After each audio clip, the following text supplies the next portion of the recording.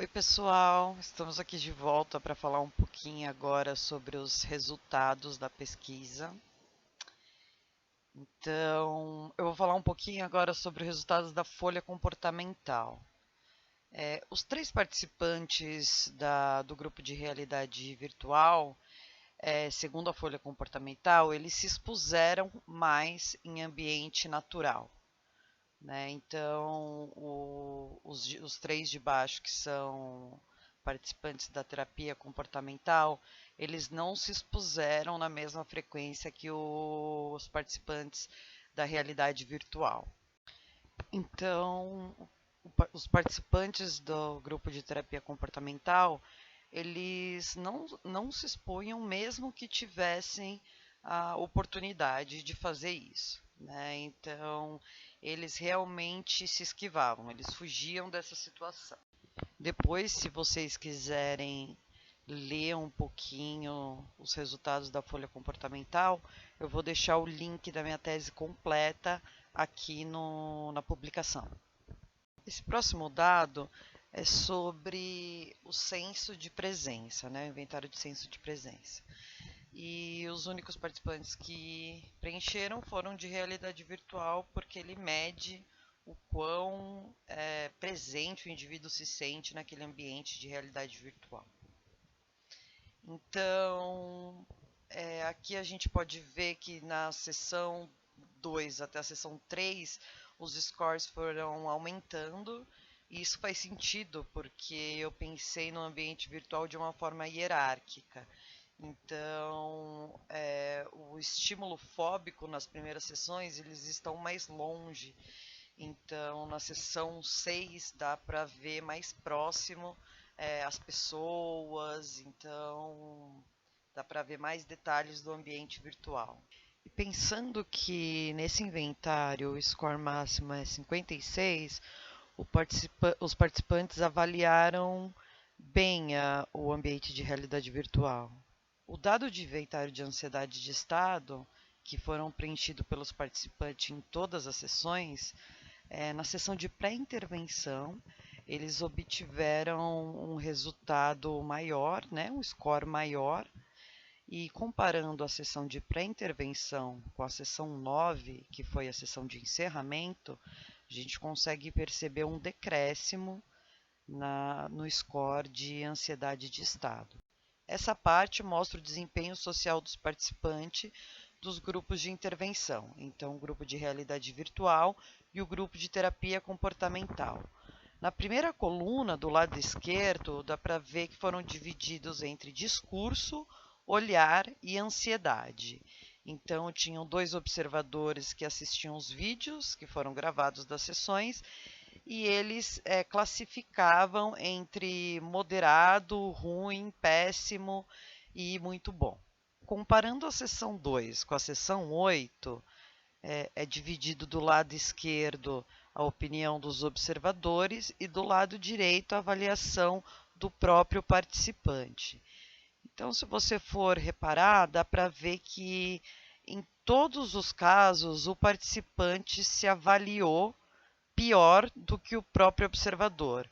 Então, todos os participantes tinham uma avaliação mais depreciativa do que realmente era o desempenho dele, o que era visto no desempenho dele. Então, comparando a sessão 2 com a sessão 8, dá para ver uma grande diferença. O que estava entre moderado ruim, entre péssimo, entre todos os participantes, eles foram analisados melhor na sessão 8, onde os observadores avaliavam de bom a ótimo e os participantes avaliavam de moderado a bom. Só um participante de terapia comportamental que ainda continuou avaliando o seu desempenho como ruim. Esses são os dados da resposta galvânica da pele. Então, é a média da condutância da pele na seção 2, na seção 6 e a seção 8, que é a de generalização.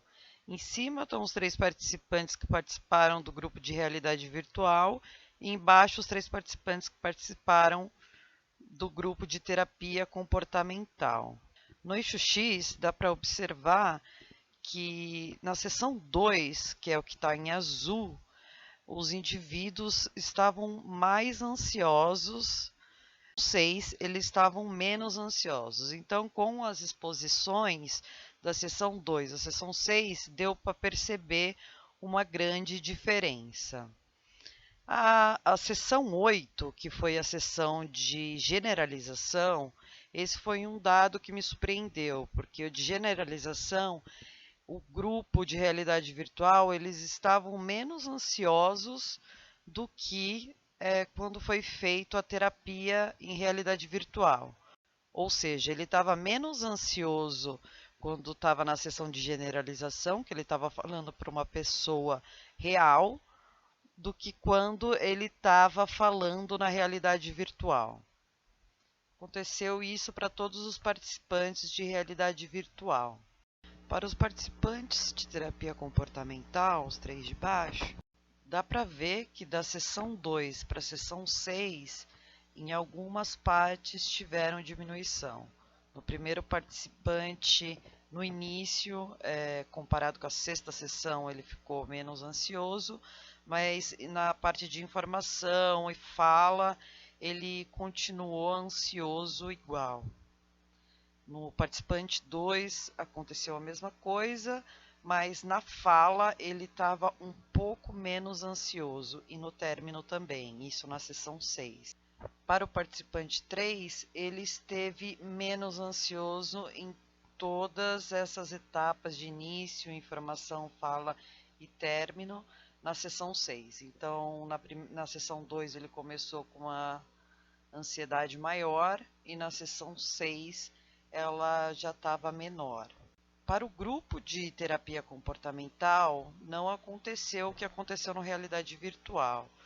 A fase de generalização, que está em cinza, eles sempre ficaram mais ansiosos em todas as partes. A não ser o participante 2, que no início ele estava mais tranquilo em generalização. Mas quando eu informei, já aumentou a ansiedade. Agora entramos na parte da discussão.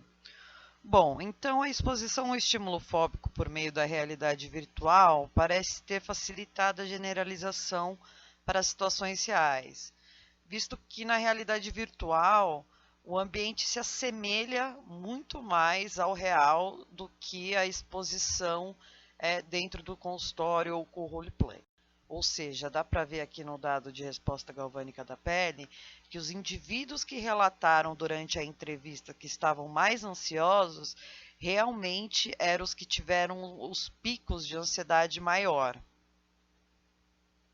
Então, conclui-se que o ambiente virtual empregado no presente estudo da psicoEVR para o tratamento de fobia de falar em público foi capaz de diminuir a ansiedade de falar em público e facilitar a generalização para um ambiente natural do participante com menos ansiedade.